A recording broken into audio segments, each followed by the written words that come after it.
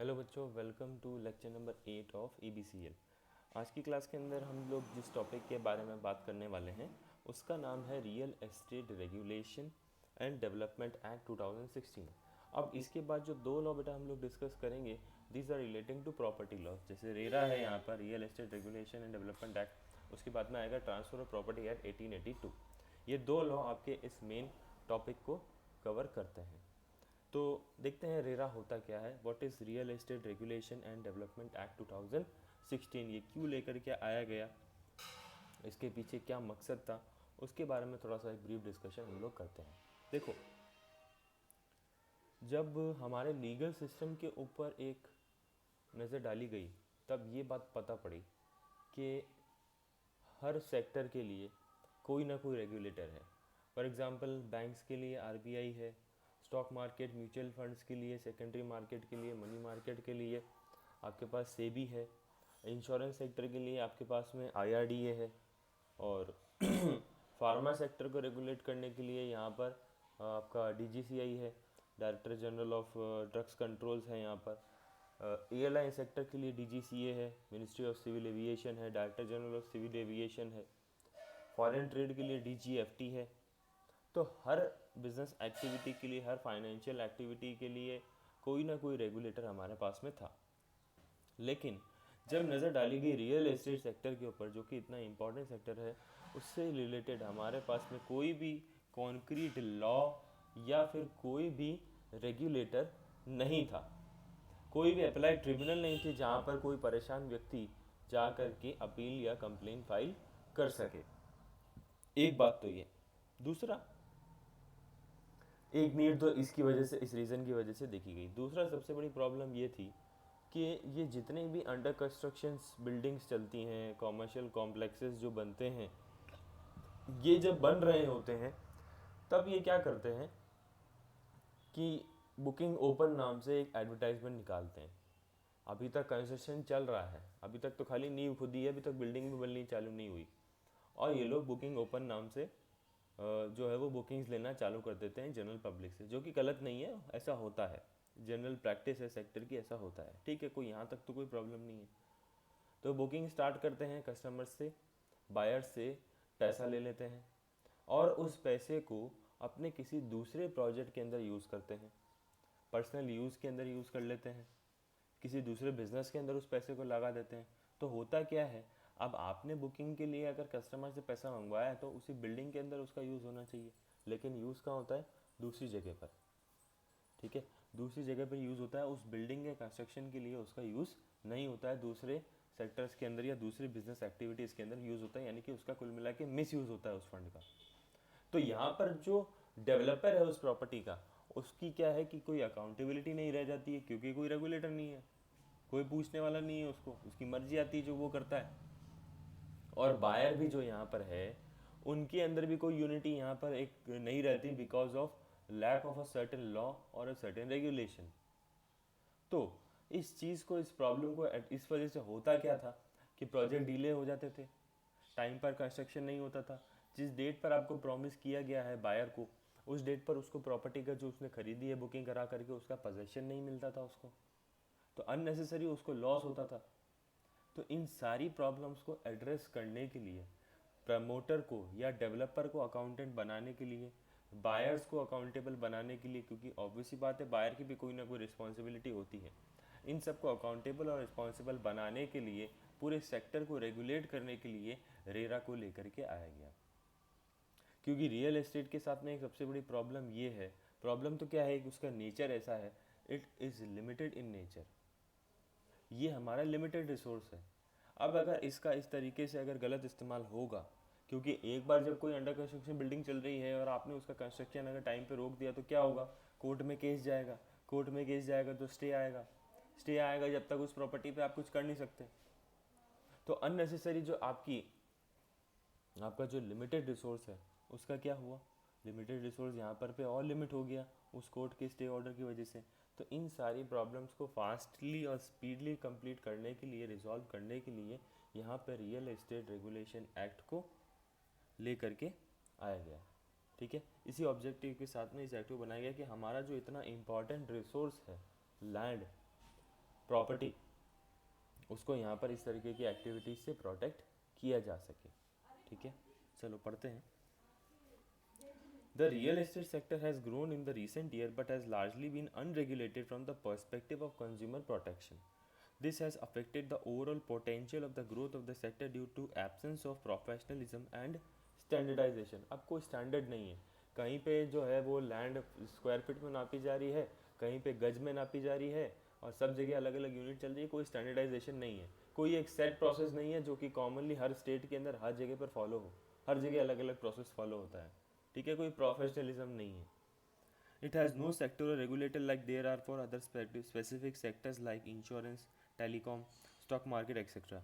History is witness to the fact that whenever social sectoral regulators like SEBI, IRD, and TRAI has been formed, they have helped in deepening the market and made it more robust. जैसे जैसे जो sector particular business के अंदर आया है, वैसे ही उसके आते ही एक चीज़ देखी गई है कि उस सेक्टर की एक्सपोनेंशियल अमाउंट के अंदर ग्रोथ और प्रोफेशनलिज्म वहाँ पर देखा गया है। जैसे टेलीकॉम के अंदर पहले टेलीकॉम रेगुलेटर जब नहीं था तो कंपनी जो मन मर्जी आए रेट चार्ज किया करती थी। 1992 हर्षद मेहता स्कैम के बाद में सेबी को एक्स्ट्रा पावर्स दी गई। सेबी उससे पहले भी था, लेकिन SEBI was a non statutory body.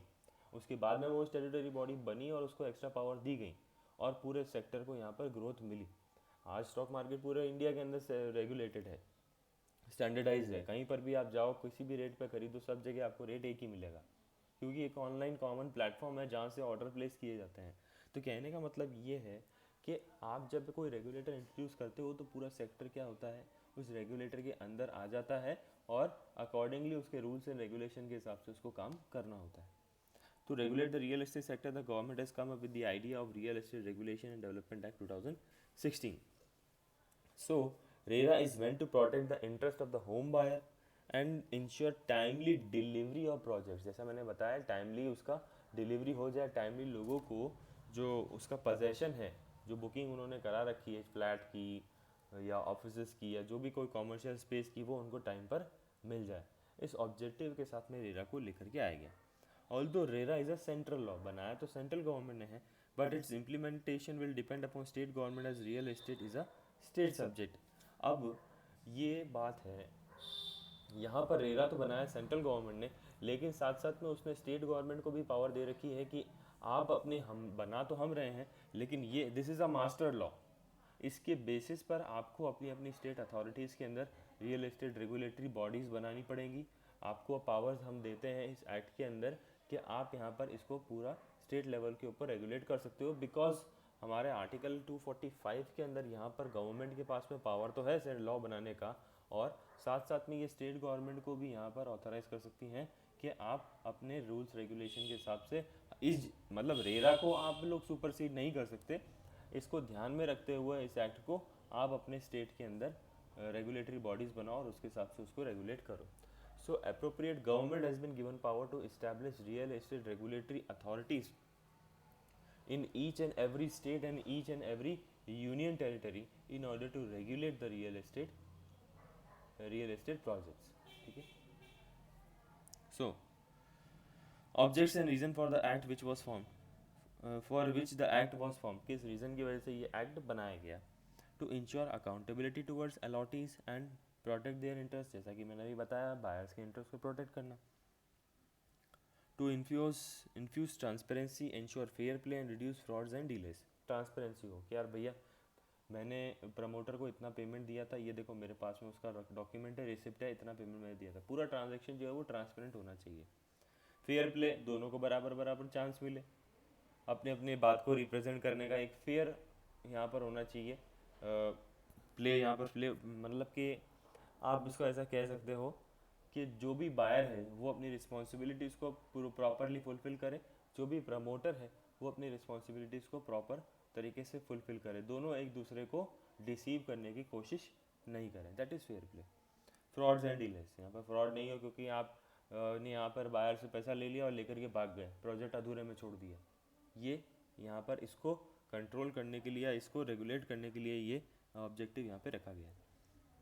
Introduce professionalism and pan India standardisation. Pan India मतलब प्रेजेंस अक्रॉस नेशन, पूरे इंडिया के अंदर एक ही प्रोसेस फॉलो हो, ये इसका ऑब्जेक्टिव है। Establish the symmetry of information between the promoter and allottee, promoter और अलॉटी दोनों के बीच में इंफॉर्मेशन एक कॉमन प्लेटफॉर्म और एक कॉमन मीडियम के थ्रू एक्सचेंज होना चाहिए। To impose certain responsibilities on both promoter and allottee, दोनों के ऊपर सर्टेन रिस्पॉन्सिबिलिटीज़ होनी चाहिए। वो क्या होती है रिस्पॉन्सिबिलिटीज़, वो आगे आएगी तब हम डिस्कस करेंगे। To establish regulatory oversight mechanism to enforce contracts, अब कॉन्ट्रैक्ट्स होते हैं तो वो कहाँ जाएंगे, कॉन्ट्रैक्ट एक्ट के हिसाब से चलेंगे, तो कहीं ना कहीं आपको कोई ना कोई लॉ बीच में यहाँ पर फॉलो होगा। Fast track dispute resolution mechanism, fast track dispute resolution, जल्दी स्पीडी वे के अंदर आपके मामले को निपटाया जाएगा, क्योंकि रियल एस्टेट मामले के अंदर टाइम पीरियड बहुत ज़्यादा लगता है, तो इसीलिए यहाँ पर स्पेशल कोड्स भी बनाई गई हैं जो कि रियल एस्टेट के मामलों को जल्दी से जल्दी निपटाने की कोशिश करती हैं। Promote good governance, create investor confidence, लोगों को कॉन्फिडेंस हो कि हाँ यार प्रोजेक्ट के अंदर पैसा लगाया जा सकता है, क्योंकि ये रेरा के अंदर कवर है, वे पर्टिकुलर प्रोजेक्ट रेरा के अंदर कवर है। अब कोई प्रोजेक्ट रेरा के अंदर कवर कैसे होता है, क्या क्राइटेरिया है रेरा के अंदर रजिस्ट्रेशन का और रेरा के अंदर आने का, ये हम आगे आने वाले टॉपिक्स के अंदर देखेंगे। सेलियंट फीचर्स क्या क्या हैं, establish real estate authority to promote real estate sector, ensure sale of plot, apartment of building और sale of real estate project in an efficient and transparent manner, जो भी प्लॉट है, अपार्टमेंट है, land है, जो भी आपका कॉमर्शियल स्पेस है, सबको एक एफिशिएंट और ट्रांसपेरेंट मैनर के अंदर सेल किया जाना, यानी कि प्रॉपर रजिस्ट्री के साथ में प्रॉपर कॉन्ट्रैक्ट हो अलॉटी के बीच में और प्रमोटर के बीच में। इनकी डेफिनेशंस भी आएगी, आगे हम बात करेंगे। Ensure protect the interest of consumers in the real estate sector, establishing an adjudicating mechanism for speedy dispute and redressal, एक एडजुडिकेटिंग मैकेनिज्म ताकि मामले की जल्दी से जल्दी सुनवाई हो सके और वो किसी ना किसी कंक्लूजन पर जल्दी से आ सके। Regulates transaction between buyers and promoters of residential real estate projects, जो भी बायर्स हैं प्रमोटर्स हैं रियल एस्टेट रेजिडेंशियल प्रोजेक्ट्स के, उनके ट्रांजैक्शन को भी ये क्या करता है, एड्रेस करता है। ये establishes state level regulatory authorities called RERA, हर स्टेट के ऊपर एक रेगुलेटरी अथॉरिटी होनी चाहिए। किसी दो स्टेट के बीच में एक रेगुलेटरी अथॉरिटी भी हो सकती है, यानी कि दो स्टेट मिलकर के एक रेगुलेटरी अथॉरिटी बना लें, जैसे कि पंजाब एंड हरियाणा मिलकर के एक रेगुलेटरी अथॉरिटी बना लें, चलेगा। हैदराबाद और तेलंगाना मिलकर एक रेगुलेटरी अथॉरिटी बना लें, चलेगा। एक स्टेट के अंदर दो रेगुलेटरी अथॉरिटी भी हो सकती, ये भी चलेगा, कोई दिक्कत नहीं है इसके अंदर, आगे ये पॉइंट भी आएगा। Real estate residential real estate projects with some exceptions need to be registered with RERA, कुछ एक्सेप्शन यहाँ पर हैं रियल एस्टेट रजिस्ट्रेशन, जो अपना रेजिडेंशियल रियल एस्टेट प्रोजेक्ट्स हैं उनके अंदर कुछ एक्सेप्शन हैं, यानी कि वो अगर आप उसके अंदर आ रहे हो तो आपको यहाँ पर रजिस्ट्रेशन करवाने की ज़रूरत नहीं है रेरा के अंदर, अदरवाइज़ उनको भी यहाँ पर रजिस्टर करवाने की ज़रूरत पड़ती है। Promoters cannot book or offer these projects for sale without registering them. Real estate agents dealing in these projects also need to register with RERA. अब अगर आप कोई बिल्डिंग अगर कंस्ट्रक्शन करवा रहे हो तो बिना रेरा के रजिस्ट्रेशन के आप एक भी फ्लैट नहीं बेच सकते, पहले आपको रजिस्टर करवाना पड़ेगा। उसका क्या क्राइटेरिया है वो आगे आने वाले टॉपिक्स में हम देखेंगे। यहाँ तक कि जो रियल एस्टेट ब्रोकर है, एजेंट है, जो किसी प्रमोटर के बिहाफ पे काम करता है सेल करने के लिए, क्योंकि ज़रूरी नहीं है, मैं सपोज एक प्रमोटर हूँ, मैं एक बिल्डिंग बना रहा हूँ, 20 माले की एक बिल्डिंग बना रहा हूँ, ठीक है, मैंने एक एजेंट को ऑथराइज़ कर दिया कि यार भैया ये सेल वेल करने का काम मेरे से नहीं होगा, मैं खाली बनवा रहा हूँ, तुम मेरे बिहाफ पर मैं तुमको ऑथराइज़ करता हूँ, जो भी मेरे फ्लैट हैं उसका मैं स्ट्रक्चर तुमको बता देता हूँ कितने हैं, क्या रेट है, तुम बेचो, सारा रजिस्ट्रेशन वगैरह करने का काम आप करोगे। तो ये क्या है, रियल एस्टेट एजेंट है। इस रियल एस्टेट एजेंट को भी रेरा के अंदर रजिस्टर करवाना पड़ता है अपने आप को, ठीक है।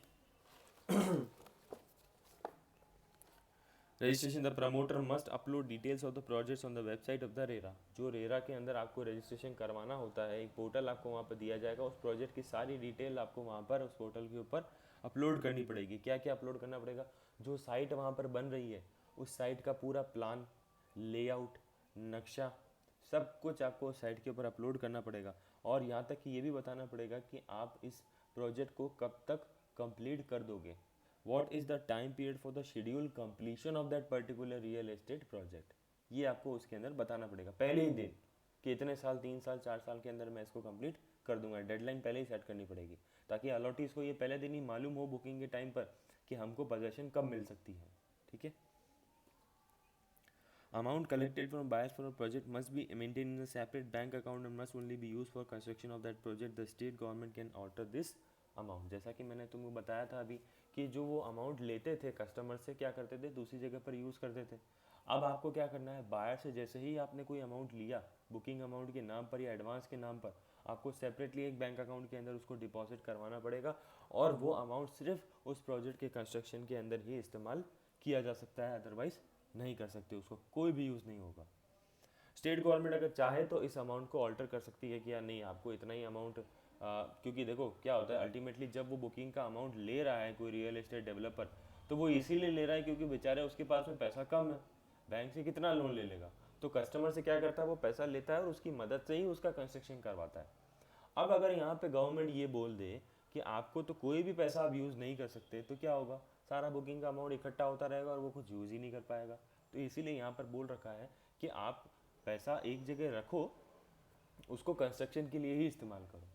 कितना पैसा आपको रखना है, ये लिमिट हर स्टेट गवर्नमेंट को यहाँ पर दे रखी है पावर कि आप ये डिसाइड करो कि कितना पैसा आपको प्रमोटर से एक पर्टिकुलर अकाउंट के अंदर डिपॉजिट करवाना है in the name of the money that has been deposited by the buyer to the promoter, कि बायर ने प्रमोटर को कितना पैसा दिया, प्रमोटर उसका कितना परसेंटेज यहाँ पर बैलेंस मेंटेन करेगा उस अकाउंट के अंदर। ठीक है।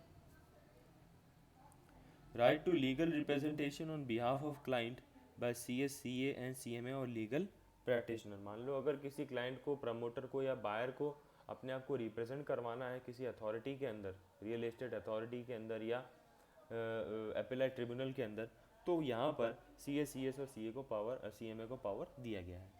Impose strict penalty on promoter, real estate agent also prescribed imprisonment. बहुत स्ट्रिक्ट पेनल्टीज यहाँ पर प्रिस्क्राइब की गई हैं। ठीक है। एडवांटेजेस क्या है, फॉरेन इन्वेस्टमेंट यहाँ पर आराम से आ सकता है, FDI आराम से आ सकती है क्योंकि आपका पूरा सेक्टर जो है वो रेगुलेटेड है, कोई दिक्कत नहीं है उसमें। Customer management, timely completion of the project, project planning, transparency and reduction in litigation. ठीक है, कोर्ट केसेस कम हो जाएंगे क्योंकि सारे मामले क्या हैं, ट्रांसपेरेंट हो गए हैं एकदम। डेफिनेशंस, डेफिनेशंस सबसे पहले आता है अलॉटी। अलॉटी कौन होता है? Allotee means the person to whom a plot, apartment or building has been allotted, sold or otherwise transferred by the promoter। जिसको कोई बिल्डिंग, अपार्टमेंट या कोई भी portion of the real estate जो सेल किया गया है। Person who substantially acquires the said land through sale, transfer or otherwise, but does not include a person to whom plot, apartment or building is given on rent। यानी कि इसके अंदर जो rent पर ले रहे हैं लोग वो यहाँ पर कवर नहीं होंगे। जिन्होंने खरीदा है वो ही अलॉटी है, जो रेंट पर ले रहे हैं वो अलॉटी नहीं है। अपार्टमेंट क्या होता है? Apartment whether called block, chamber, dwelling unit, flat, office, जो भी तुम सोच रहे हो सब अपार्टमेंट है। बंद है, खुला है, ऑफिस है, कोई यूनिट है छोटी सी, या फिर एक बड़े से हॉल को मैंने अपार्ट उसका क्या कहते हैं पार्टीशन डाल करके रूम अगर मैंने अलॉट कर दिए हैं, वो भी यहाँ पर इंक्लूड होता है। गोडाउन, प्रीमाइसेस, सूट, टेनिमेंट यूनिट और by any other name, separate and self content part of any immovable property, includes one or more rooms or enclosed spaces located on one or more floors or any part। एक floor पर है, 2 floor पर है, 3 floor पर है, किसी भी floor के अंदर है। डुप्लेक्स है, जैसे 2 फ्लोर को मिला करके एक अपार्टमेंट अगर बना रखा है, डुप्लेक्स है, तो वो भी यहाँ पर आपका अपार्टमेंट में कवर होगा। ठीक है, तो ये ऐसे सिंपल डेफिनेशंस हैं। Building includes any structure or erection or part of a structure or erection which is intended to be used for residential purpose के लिए हो, चाहे कॉमर्शियल पर्पस के लिए हो, और for the purpose of any business, occupation, profession, trade, किसी भी पर्पस के लिए कोई बिल्डिंग बनाई गई हो, वो यहाँ पर बिल्डिंग की डेफिनेशन के अंदर कवर होती है। कारपेट एरिया, अब ये बड़ी दिलचस्प डेफिनेशन है कारपेट एरिया, ये काम आएगी, समझते हैं इसको।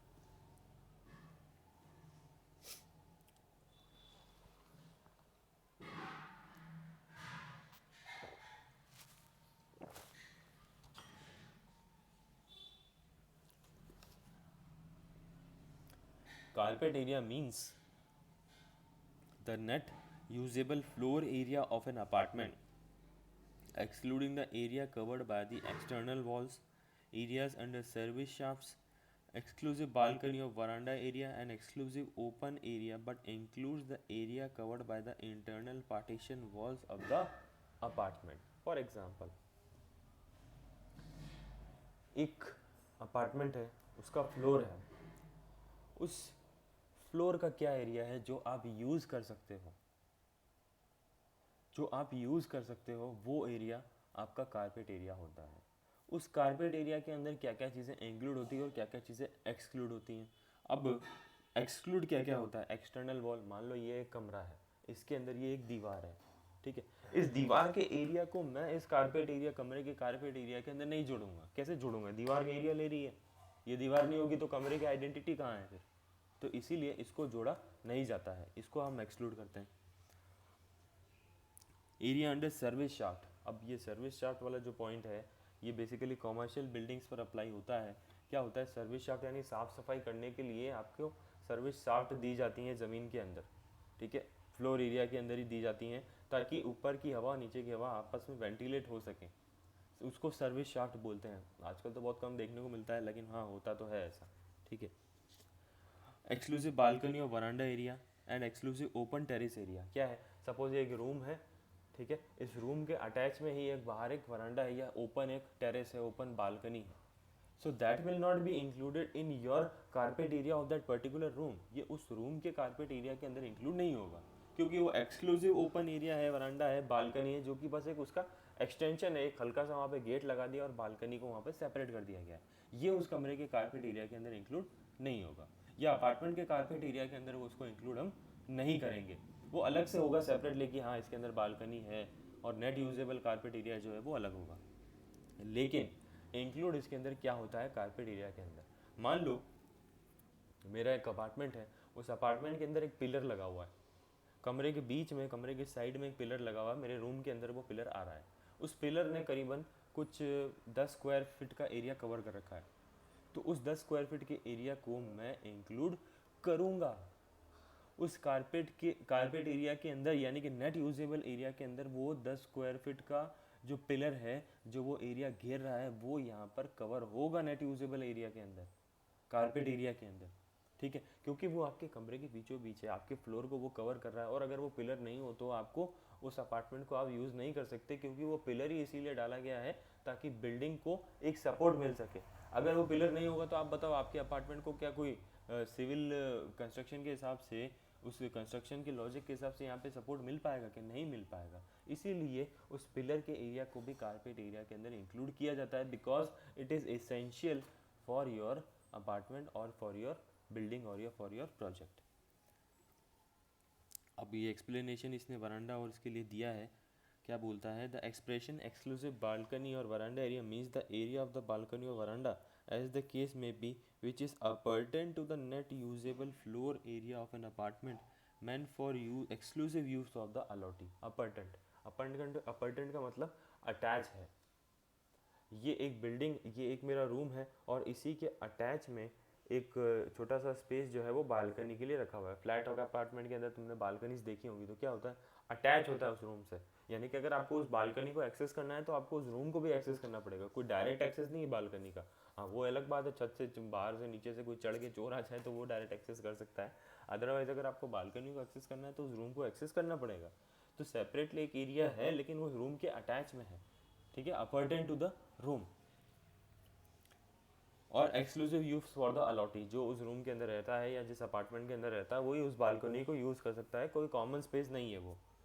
And exclusive open terrace area means the area of open terrace which is appurtenant to the net usable floor area of an apartment meant for the exclusive use of the allottee, जो allottee खुद exclusively use करेगा। Real estate agent, जैसा कि मैंने अभी बताया था, वही सब यहाँ पे बता रखा है, property dealer, broker, middleman by what ever name called, जो कि प्रमोटर के बिहाफ पर सेल करता है अपार्टमेंट्स को, प्लॉट्स को या कोई भी रेजिडेंशियल यूनिट को। Appropriate government for the union territory, वहाँ का लेजिस्लेचर जो होगा उसको हम अप्रोप्रिएट गवर्नमेंट बोलेंगे। For union territory of Puducherry, the union territory government, वो वहाँ की यूनियन टेरिटरी गवर्नमेंट है उसको यूनियन टेरिटरी गवर्नमेंट बोलेंगे। Union territory of Delhi, the central ministry of urban development, अब दिल्ली की गवर्नमेंट के लिए अप्रोप्रिएट गवर्नमेंट का क्या होगा, central ministry of urban development, जो अर्बन डेवलपमेंट मिनिस्ट्री है वो रेरा को इम्प्लीमेंट करवाने के लिए रिस्पॉन्सिबल होगी। अदरवाइज स्टेट के लिए कौन होता है, स्टेट गवर्नमेंट्स होती हैं, ठीक है। Responsibilities of the appropriate government की क्या रिस्पॉन्सिबिलिटी है भैया, कि ये एक्ट 2016 में आया, उसके आने के 6 महीने के अंदर अंदर आप रूल्स एंड रेगुलेशन फ्रेम करो, ठीक है। उस समय का था, अभी कोई इसका कोई रेलेवेंस नहीं है। To establish the real estate regulatory authority within 1 year from the commencement, that is maximum by 30 April 2017। इस एक्ट के कमेंस होने के 1 साल के अंदर अंदर आप रेगुलेटरी अथॉरिटी को बनाओ। designate an officer, preferably housing secretary, as interim regulatory authority until the establishment of a full-time regulatory authority। तो ये जब ये एक्ट बना था तो हाउसिंग सेक्रेटरी को यहाँ पर इंटरिम रेगुलेटरी अथॉरिटी बनाया गया, जब तक कि प्रॉपर एक रेगुलेटरी अथॉरिटी इस एक्ट के हिसाब से ना मिल जाए। टेम्परेरी था वो। फिर आगे वो बोला डेजिग्नेट एन एग्जिस्टिंग एपेलाइट ट्रिब्यूनल, वैसे ही एपेलाइट ट्रिब्यूनल के लिए भी बोला गया। Under any other law enforced to be the appellate tribunal, the establishment of a full time appellate tribunal। जब तक आपका फुल टाइम appellate tribunal नहीं बनता है तब तक आप कोई किसी दूसरे appellate tribunal को यहाँ पर ऑथराइज कर दो रियल एस्टेट रेगुलेशन एक्ट के प्रोविज़न को चलाने के लिए। चलो, तो मैं अब आगे बढ़ता हूँ इसमें। Projects exempt from the ambit of the act, ये इंपॉर्टेंट है यहाँ पर, क्योंकि इसके ऊपर वैसे तो मैं तुमको एक बात और बता दूँ कि रेरा के अंदर जब से ये एक्ट हमारे सिलेबस के अंदर इंट्रोड्यूस हुआ है, 5-6 अटैम्प्ट आई गेस हो गए हैं, अभी तक इसके ऊपर कोई क्वेश्चन ढंग का पूछा नहीं गया है। लास्ट अटैम्प्ट दिसंबर 2019 के अंदर जो क्वेश्चन पे पूछा गया था वो भी था पेनल्टी का, अदरवाइज़ अभी तक इस पर कोई भी क्वेश्चन नहीं पूछा गया है। और आई थिंक अगर कभी भी क्वेश्चन इससे पूछा जाएगा तो इस टॉपिक में से तो ज़रूर पूछा जाना चाहिए, ठीक है, क्योंकि पूछने लायक बात भी मुझे सबसे ज़्यादा यही समझ में आती है। So projects which are exempt from the ambit of the act, यानी कि इस एक्ट के अंदर ऐसे कौन से प्रोजेक्ट है जो कवर नहीं होते हैं। The following projects do not require to be registered under this act. अब आपको रिक्वायरमेंट ही नहीं है इस एक्ट के अंदर रजिस्टर होने की, तो फिर आप तो मर्जी आए जो करो, ठीक है। आपको फिर यहाँ पर कोई भी कंप्लायंस करने की, इस एक्ट की कंप्लायंस करने की ज़रूरत नहीं है अगर आप इस एक्ट के अंदर अपने प्रोजेक्ट को रजिस्टर नहीं करवा रहे हो तो। Area of land does not exceed 500 square metre, अगर आपका जो प्रोजेक्ट है वो ऐसी लैंड एरिया के ऊपर डेवलप हो रहा है जिसका साइज़ 500 स्क्वायर मीटर से कम है, तो फिर आप यहाँ पर कवर नहीं होंगे, यानी कि आपको रेरा के अंदर रजिस्ट्रेशन लेने की ज़रूरत नहीं है। और रजिस्ट्रेशन लेने की ज़रूरत नहीं है तो मैं फिर यहाँ पे क्या करूँगा, ना तो मैं प्रोजेक्ट लेआउट बताऊँगा, ना मैं कंप्लीशन बताऊँगा, ना मैं स्लाइड प्लान बताऊँगा, ना मैं मेरी बिल्डिंग के नक्शे को वहाँ पे अपलोड करूँगा, कुछ भी नहीं बताऊँगा, ठीक है। Number of apartment does not exceed 8, मान लो मैं एक बिल्डिंग बना रहा हूँ, उसका एरिया जो है वो 500 स्क्वायर मीटर से कम है और मेरा जो नंबर ऑफ वहाँ पे अपार्टमेंट्स है वो खाली 5 है, तो मुझे यहाँ पर रजिस्टर होने की ज़रूरत नहीं है। दोनों में से कोई भी एक चीज़ कवर हो गई तो फिर आपको यहाँ पर रजिस्ट्रेशन लेना पड़ जाएगा। और ऑब्वियस ही बात है, ये बड़ा लॉजिकली सोचा गया है। अगर आपका रजिस्ट्रेशन, अगर आपका जो डेवलपमेंट एरिया है वो 500 स्क्वायर मीटर से ज़्यादा है तो आपके फ्लैट भी 8 से ज़्यादा ही होंगे। ये बनाया ही ऐसे गया है, वो ऐसा हो ही नहीं सकता कि 8 से कम हो, ठीक है, तो 8 से ज़्यादा ही होंगे। तो दोनों में से कोई भी एक चीज़ कवर हो जाएगी तो आप रेरा के अंदर कवर हो जाओगे। In case of renovation, repair and redevelopment, where the area of land proposed to be developed does not exceed 500 square meter or the number of apartment proposed to be developed does not exceed 8 inclusive of all phases। अलग अलग phases के अंदर construction होता है, एक ही साथ में नहीं होता, क्योंकि अलग अलग ब्लॉक्स बनते हैं, अलग अलग बिल्डिंग के अंदर एक पूरा अपार्टमेंट बनता है तो अलग अलग ब्लॉक्स बनते हैं, तो अलग अलग फेजेस के अंदर कंस्ट्रक्शन होती है। अगर आपका जो लैंड प्रपोज है डेवलप के लिए वो 500 स्क्वायर मीटर से एक्सीड नहीं हो रही है और नंबर ऑफ फ्लैट्स भी 8 से एक्सीड नहीं हो रहे हैं, inclusive of all phases, where the promoter has receive completion certificate for a real estate project prior to the commencement of this act. यानी कि आपका जो रियल एस्टेट रेगुलेशन एक्ट है 2016 में आया, 2016 से आने से पहले ही आपके प्रोजेक्ट को कंप्लीशन सर्टिफिकेट मिल गया क्या, कि भैया फला फला जो प्रोजेक्ट है ये कंप्लीट हो चुका है। अब अगर आपको इसके कमेंसमेंट से पहले ही अगर कंप्लीशन का सर्टिफिकेट मिल गया है तो फिर इसके अंदर रजिस्ट्रेशन का कोई लॉजिक बनता ही नहीं है, ठीक है। तो वहाँ पे उस केस के अंदर आपको कोई भी रजिस्ट्रेशन नहीं करवाना है। For the purpose of renovation और रिपेयर और redevelopment which does not involve marketing, advertisement और सेलिंग और new allotment of any apartment plot और बिल्डिंग एज द केस में be under the real estate project. अब आपको रिनोवेशन रिपेयर वगैरह अगर कुछ करवाना है जिसके अंदर कोई भी मार्केटिंग वगैरह इन्वॉल्व नहीं है, सिंपल है यार, मैं मेरी बिल्डिंग का पेंट करवा रहा हूँ, रिनोवेशन करवा रहा हूँ। जब ये बिल्डिंग बनी थी तब ये रेरा में कवर थी, लेकिन अभी मैं इसका रिपेयर मेंटेनेंस करवा रहा हूँ। कोई मार्केटिंग कुछ नहीं हो रही है उस रिपेयर मेंटेनेंस के नाम पर, उस रिनोवेशन के नाम पर कोई मार्केटिंग मैंने नहीं करी, एडवर्टाइजमेंट नहीं किया, कुछ नहीं कि आओ आओ आओ मेरी बिल्डिंग में रिपेयर हो रहा है और पेंट करवा रहा हूँ मैं, ऐसा कुछ भी नहीं हुआ। ठीक है, तो उस केस के अंदर आपको यहाँ पर रेरा के अंदर कोई भी रजिस्ट्रेशन लेने की ज़रूरत नहीं है। ठीक है,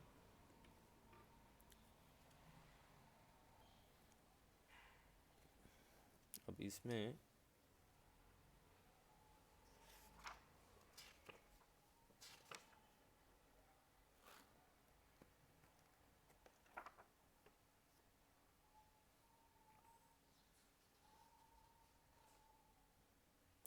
हालांकि आगे तो प्रोसीजरल पार्ट आ रहा है, लेकिन हाँ एक बार बताना ज़रूर पड़ेगा। चलो ठीक है, तो आज के लिए इतना काफ़ी है। आई थिंक तुम्हारा कुछ बैकलॉग भी चल रहा है जैसा कि मुझे लग रहा है नंबर ऑफ़ व्यूज़ देख करके।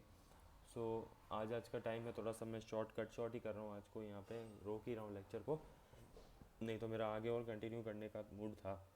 But complete all your dues relating to lectures. Okay, तो हम लोग फिर नेक्स्ट क्लास से स्टार्ट करते हैं। Till then bye bye, take care.